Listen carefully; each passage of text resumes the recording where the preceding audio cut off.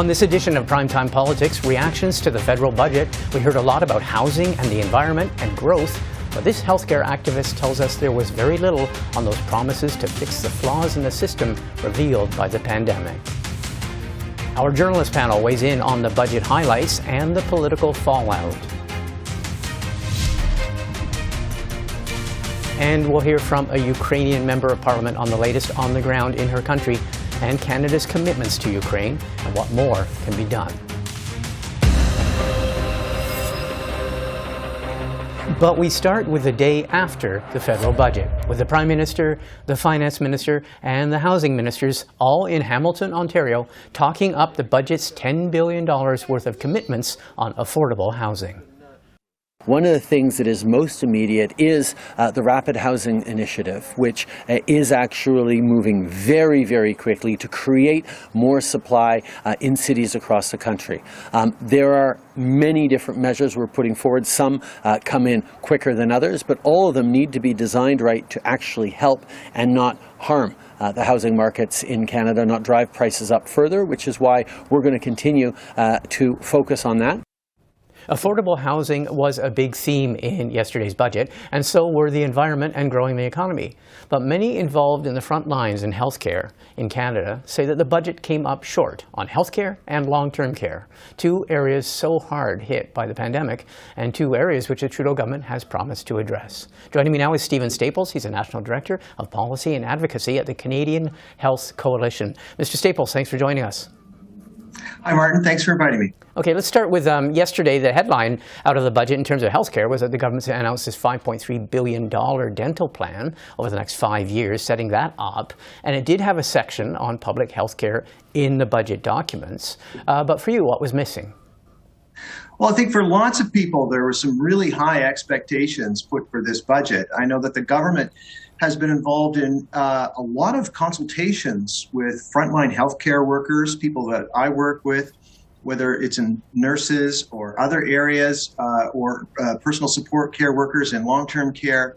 So there was a lot of consultation happening about the crisis, especially in what we call HHR, Health Human Resources, with nurses and doctors and care workers burning out, leaving the profession, and just being short-staffed in our healthcare system. So we expected that there was going to be a big boost in our healthcare system as we emerge out of the pandemic.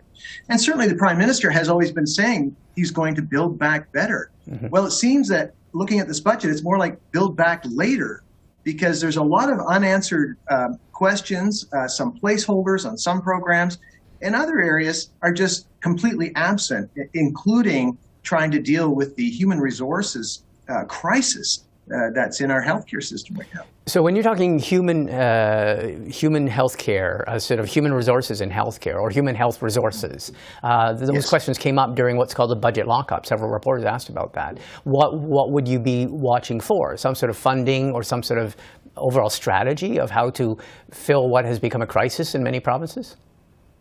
Well, absolutely, and we do need a longer term strategy, because we've got to bring healthcare providers in through the educational stream. For instance, we need to create new seats for nurses and technicians and other people to come through the educational system. There's also been talk of some reform around people with foreign credentials that are here in Canada to be able to move more fast and more quickly. That's maybe a more shorter term solution, more quickly into the healthcare system. And some of these plans have already been articulated, Martin, because in the election campaign just last fall, this government said they were going to put $9 billion to long-term care to fix the absolute crisis that we saw, thousands dying in long-term care homes.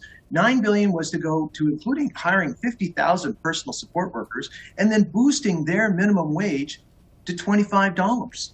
So where is that? Long-term care was not even mentioned in this budget. Mm-hmm. It's like they've completely forgotten about that horrible experience that we've all just emerged from. So I'm going to echo, or I'm going to be the devil's advocate, or I'm going to parrot what the federal government will probably say, and that is that this is all pending a federal, provincial, territorial, a first minister's meeting or a minister's meeting on healthcare. Until they sit down with the provinces and territories, they can't really do a lot in these things that are predominantly provincial jurisdiction. What do you make of that?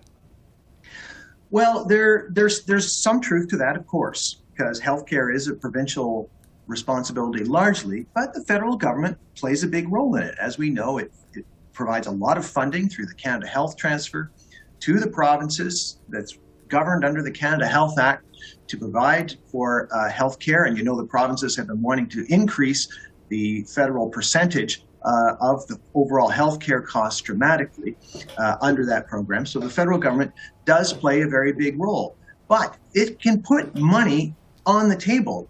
I just remind you of how things went right on the childcare front. We got a number of agreements because money was put on the table. Then the negotiations went forward with the provinces. And so I think we can do the same thing here in these other areas, whether it be long-term care or even pharmacare, for instance. We had been calling for $3.5 billion in this budget to cover essential medicines, the first steps of the National Pharmacare Program.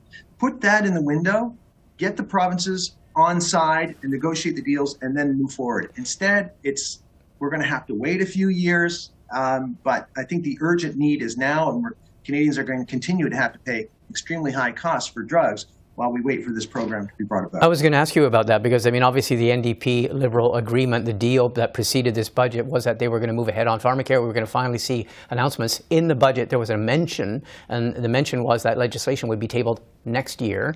We all asked NDP leader Jagmeet Singh about that yesterday, and he says he was not put out by that at all. The pharmacare timeline in their agreement is next year, starts next year. What do you make of that? Well, he's not wrong.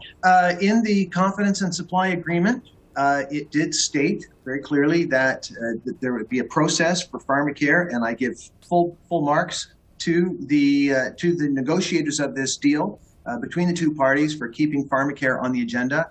And frankly, we were glad to see it in the budget, even though we did not get the funding there, but it was in the budget there on page 151, because as we know, it was not mentioned in the fiscal update last fall. It was not mentioned in the throne speech, did make it into the health minister's mandate letter, and now we see it in the budget. So we're taking steps, we're making progress. I'm an impatient guy because the one thing I know is that this plan is ready. It's been ready since 2019. This is not something that we need to figure out. For instance, in dental care, which I'm also very glad moving on, that's going to take a while to figure that system out. But on the pharmacare front, Dr. Eric Hoskins, a former health minister of Ontario, was commissioned by this government to do a report, which he produced in 2019, that gives back to front, A to B, C, D, all those steps to put in a pharmacare program. This thing is shovel ready. It's ready to go.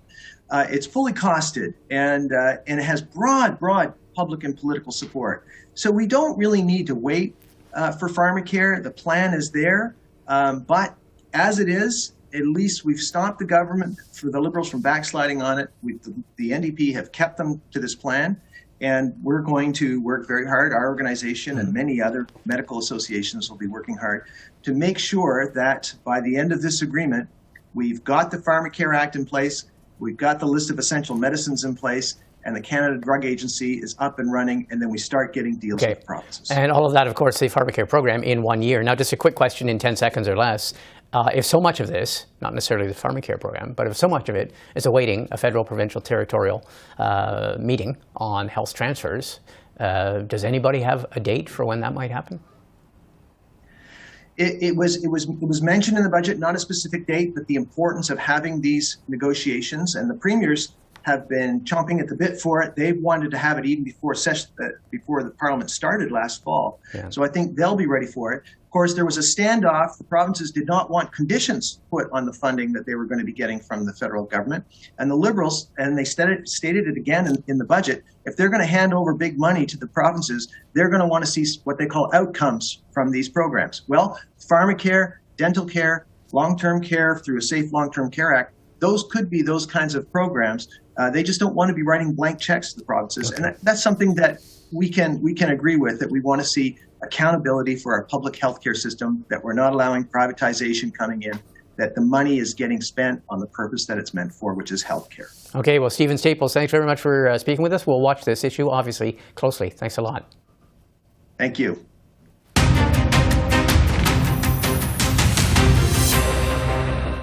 Russia's bloody war on Ukraine entered its 44th day on Friday. Vladimir Putin's forces continued their murderous missile and artillery attacks. In the latest atrocity in Kramatorsk, a missile struck a train station full of civilians trying to evacuate the east of the country.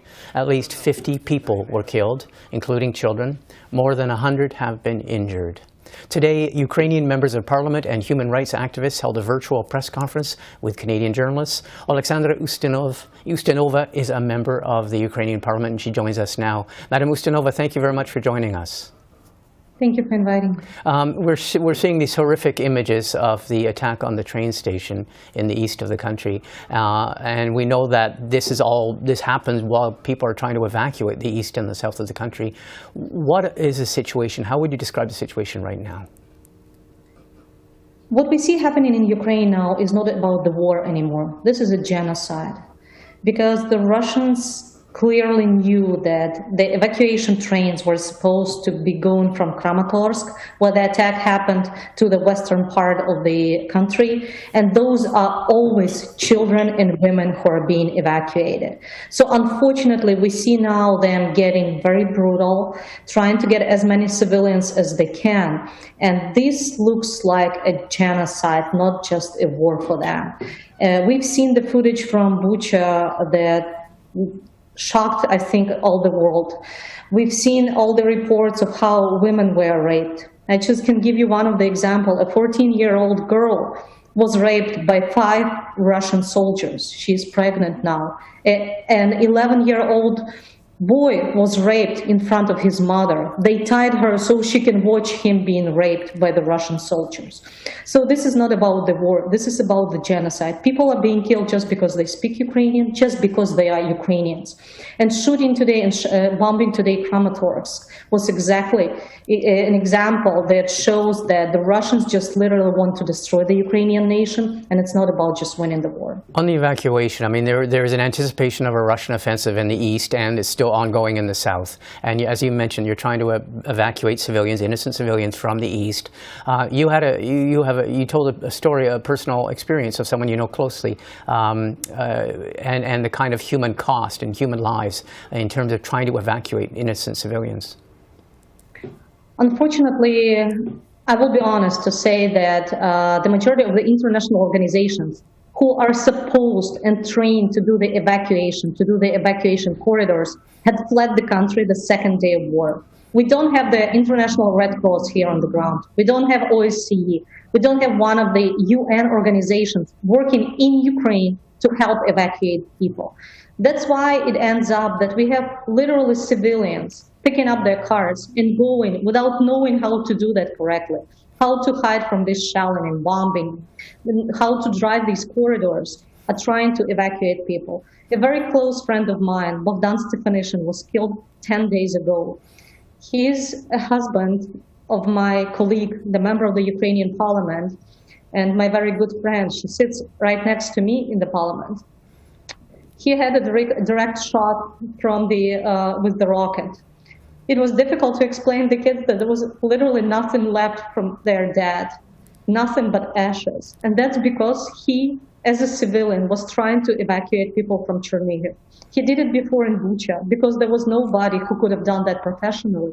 Because again, Red Cross, OSCE, and all the other organizations that are supposed to help and are fundraising hundreds of millions of dollars now to do that, fled the country. So that's why people like Bogdan, who are heroes now, took their cars and just went to drive people out of that hell. He managed to do it in Bucha, but unfortunately he was killed at Chernihiv. Can we talk about the sanctions? You mentioned in your press conference this morning, you had some very harsh words about how you say the sanctions are just not working. We saw new sanctions announced by Canada, by the EU, by the United States, but you have an example of how they're not working. I will give you one of the examples. One of the first days of war, I think it was the first week of war, it was a loud announcement that SWIFT was cut off, that the Russian banks were cut off from SWIFT, which is the international transference system. Well, unfortunately, it was only 7 out of more than 300 banks in Russia that were cut off from the SWIFT, which means you basically transfer the accounts to another bank and that is it. This is a huge loophole. This is not sanctioning. Right. It would be the same as we'll let's say tell Levi's to withdraw from Russia, which they did. But they would say, okay, we'll do that, but we will leave just jeans selling. So we're going to take all the merchandise, but we'll leave jeans there. So this is the same that is happening now with the sanctions. One of the examples is the energy sector. So I've been asking the United States and Canada to take the leading role and support the EU because they're more dependent on oil and gas from Russia. Yeah. Unfortunately, we've seen EU only take a total ban on oil on coal.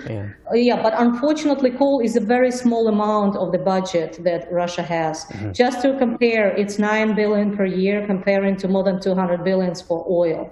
So that's why, unfortunately, we need the total visa ban. We have to freeze and seize all the assets of those people who are under investigation or who are under sanctions now, because these people are under sanctions, but their businesses are not. Okay. They're still functioning in US, in EU, in Canada, and in a lot of Western countries. Yesterday in the Canadian budget, there was a federal budget here in Canada, and Canada announced up to $500 million in new money to help buy lethal weapons, heavy weapons for Ukraine. We also announced up to $1 billion for what's called a financial instrument to go through the International Monetary Fund. Your reactions to what Canada has been doing so far? I'm very grateful for the support of the Canadian government, and I know this has been unprecedented. We have never seen the support like that to any other country. But unfortunately, again, I keep saying this is not enough and we need more. Yeah. The $500 million that were allocated to support Ukraine is a very, very small amount of what is needed. And it is very important to understand that the most important word for Ukrainians now is ASAP. So we need it now, not in a month or 2 months. On that note, I just want to ask you something. We've been told that the NATO countries are not advertising when they do get you heavy equipment and heavy weaponry, but we did see images of the Czech Republic sending railway cars full of heavy tanks to Ukraine. So you are receiving some of the heavy weapons that you need? Unfortunately, we are not receiving the exact weapons that we are asking about. We are very vocal and we are very direct on what we need. Those are the air defense system, MLRS, that we keep talking about. This is to protect the civilians. It protects cities from being shelled. And we need the jets, because the jets can stop the jets from bombing the cities. This is the #1 priority for us. So yes, we do receive tanks, we do receive weapons, but we are not receiving the one we keep asking about, and those are the priorities for us. Okay, Madame Ustinova, I want to thank you very much, and we will stay in contact, and thanks for speaking with us. Thank you.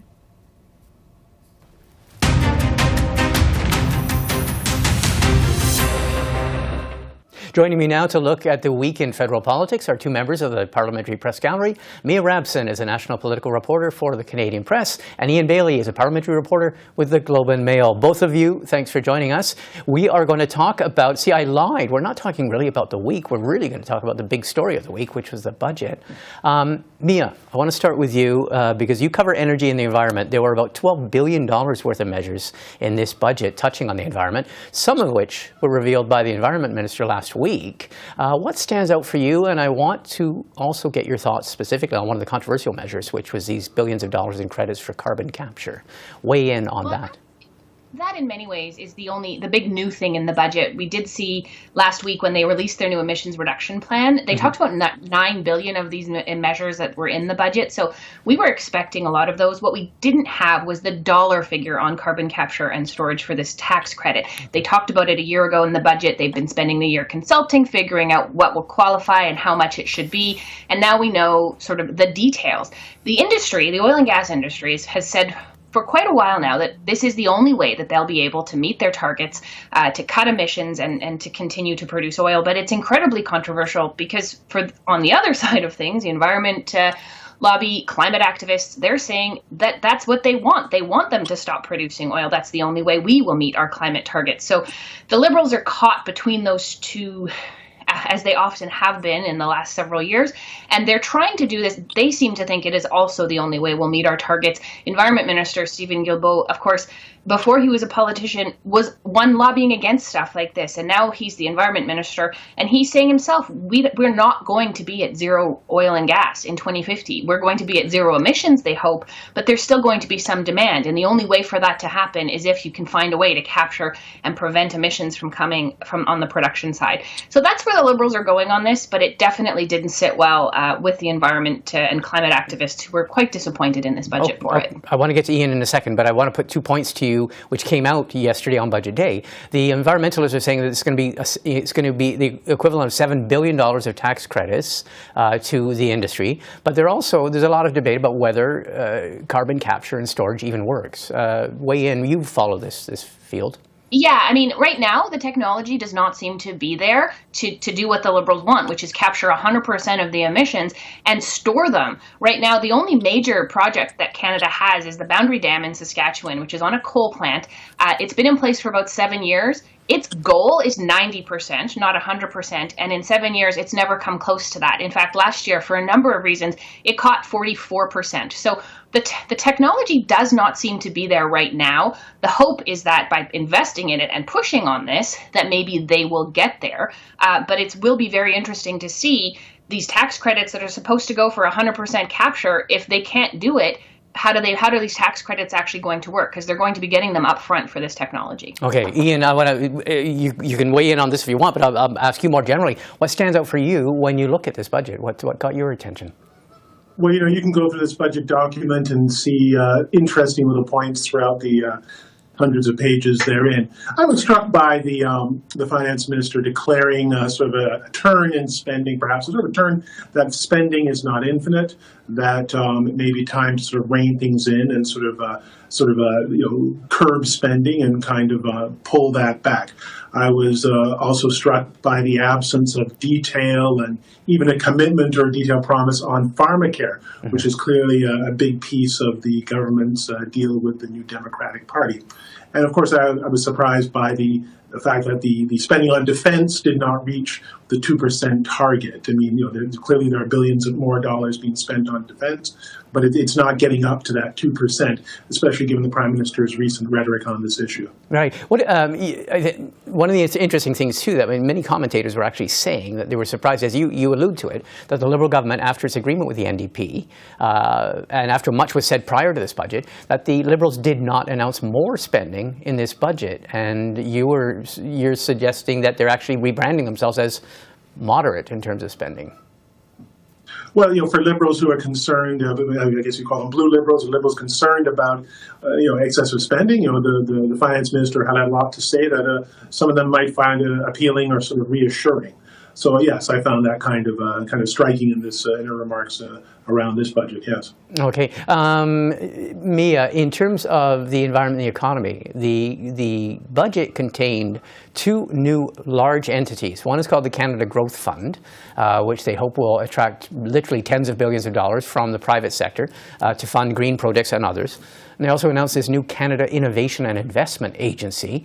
There's not a lot of details on that. These, some critics in the budget lockup and around the country are saying these are reminiscent of the government's $35 billion infrastructure bank, which didn't really fund a lot of things to date, hasn't, and the supercluster program, which have not had the hoped for results, or certainly not the advertised results. Your thoughts on that? Yeah, I mean, these two new funds or programs, is whatever you want to call them, we don't have a lot of detail, so it's hard to know exactly how they're going to work. But there does seem to be, whether it's this government or past governments, they create these investment vehicles that don't work, and then instead of trying to figure out a solution, make them work, they come up with new investment vehicles. There's no doubt we need billions of investment, trillions of investment probably in clean technology if Canada is going to be the leader in this industry that we want to be, and that the economy probably demands that we be for us to have the economic growth going forward. But without a lot of detail, it's hard to know what's going to be different about these, why these might work compared to what's happened in the past. there's still a lot to know. They put some big figures out there, and that's often what you see on budget day, right? Lots of big numbers, lots of sort of shiny objects, but when you actually start looking at how it's going to work or what the details are, that's not provided yet. So we still have a ways to go to understand what these new vehicles are going to be. Ian, in terms of how this is playing out politically, well, first of all, as we alluded to, this is the first budget since the Liberals struck their deal with the NDP several weeks ago. How much NDP influence did you see in the budget, if any, and how's it all playing out politically? Well, in terms of the NDP influence, obviously the NDP are taking credit for some aspects of the budget, and clearly I don't believe we would have seen the billions of dollars allotted for dental care without that agreement with the NDP and without the Liberals needing the NDP as a kind of partner to sort of appeal to progressive voters. We saw the Prime Minister within the last hour talking a great deal about dental care as well and sort of beginning the process of building that program. So I think that is sort of, shows some NDP influence. We didn't see much on pharmacare, if anything, if at all, on pharmacare. And we were told, obviously, in a briefing yesterday that by a senior government official that more work needs to be done, and that's a ways off in terms of providing some detail on that. The finance minister talked about a budget in chapters. I think she talked about 4 chapters, and so maybe pharmacare will be in the next chapter a year from now. Well, what do we make of that? Because I've just spoken with a healthcare advocate, and they are sort of I guess you could say up in arms that pharmacare hasn't moved ahead further and faster. And yet when you talk to NDP leader, we spoke with Jagmeet Singh yesterday, he said, no, this was never expected this year and in this budget. We have a reference in the budget to it will be enshrined in legislation starting next year. So everything in its due time. He didn't seem exorcised about it, but the people who are lobbying for it, some of them are deeply disappointed. Any thoughts on that, Mia? Well, I mean, I suppose if you're looking at it from the glass half full side, pharmacare was mentioned in the budget because the Liberals didn't mention pharmacare at all in their platform. So I suppose that's a step forward on that front. The Liberals have been talking about this for several years. It is a very complicated transition to make. There's a number of factors, including the number of private insurance companies that are involved. It's not going to be a simple change or a simple transition, and it's also very expensive. So I think that for the most part, they're trying to make sure they get it right and that they don't sort of end up with a boondoggle, another $1 billion boondoggle, the last thing any government wants. But the fact that the NDP are not up in arms about it really signals that the Liberals were clear when they had signed that agreement of what was possible and what was likely coming in this budget. So they they sort of tamped down expectations to begin with care. Okay, Ian, the Conservatives in all of this, they're saying that the Liberals are squandering the $35 billion they claim, which were hard-earned and paid taxes from consumers, Canadians, but of course that money comes from other sources as well. What do you make of the Conservative reaction? Well, it's consistent, I guess, with some of the Conservative concerns on these files. The Conservatives are saying, I guess, what we would expect them to say at this point with an interim leader, and we'll see how things play out eventually when there's a full-time leader to take the party forward on some of these policies. Mm-hmm. A lot of it is awaiting that result. Listen, I want to thank both of you, and we will probably have a quieter week next week with Parliament off for the next 2 weeks. Thanks for joining us. Thank you. Thank you. Well, that's all for this edition of Primetime Politics on CPAC. I'm Martin Stringer. Thanks for watching and have a great weekend.